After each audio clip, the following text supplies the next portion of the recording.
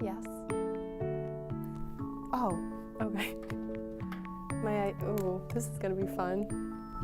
Sure. Okay. Are we talking male or female? What? I don't know.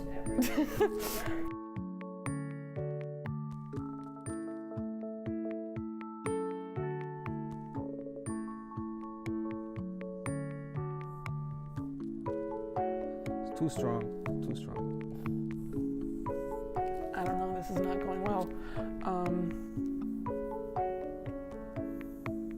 We look to other people as sort of a model for what we should be like. So we look at the people around us culturally to see what's acceptable, but we also look at what types of bodies we see in the media, especially if there are people that we really look up to or we identify with, that we might aspire to be more like that person.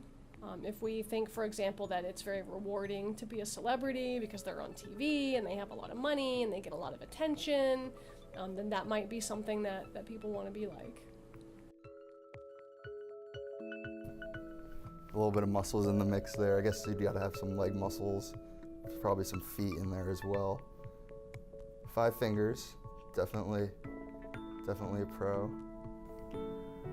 I feel like women always want to be curvy, but also skinny at the same time. So that's what I want to be. With arms, of course. Just big boobs.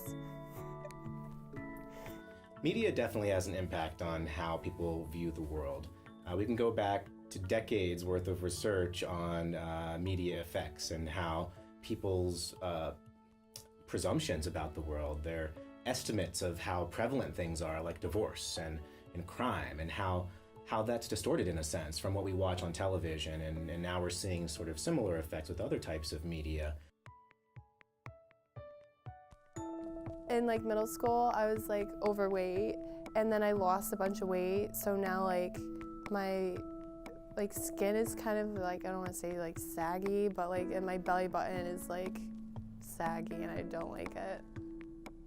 Probably my fingers and toes. I have shortened tendons, so like they're not really practical for a lot of things, I guess. Lately it's been my chin, and so if I notice someone's looking at me, I'll do like this a lot to like hide my chin.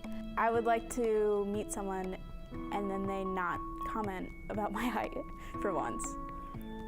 We're seeing some interesting shifts now where social media comes into play, which raises some interesting questions, because I think on the one hand, young people have so much pressure to present themselves in a certain way. So you've got people who are agonizing over how they're going to edit a picture they took before they post it to Instagram, and then if they don't get the results they want from that picture, then they feel bad.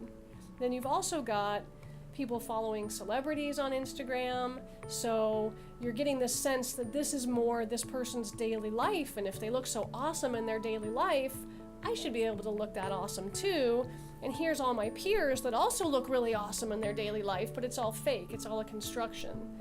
It's hard not to see that and measure yourself against an unrealistic standard. I do see younger generations as being a bit more skeptical and a bit more literate in that sense, to look at these images and say, you know what, that's photoshopped, or look at that one and say, you know what, that's a little off in some other way. I think that the ability for us to kind of take a step back, to pause, and to not be blindly influenced by these messages and these images that we're getting.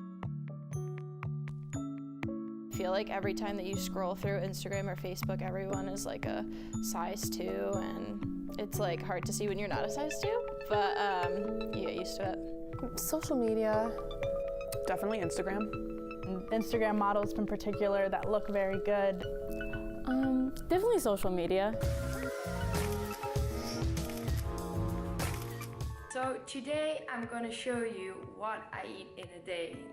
Hey, what's up guys, it's your Breezy, and I want to share with you on how to get a bunch of Snapchat followers. Don't forget to give us a thumbs up if you liked it, and subscribe down below so you don't miss anything in the future. The future is going to be a constant bombardment of do this, don't do that, do this, don't do that.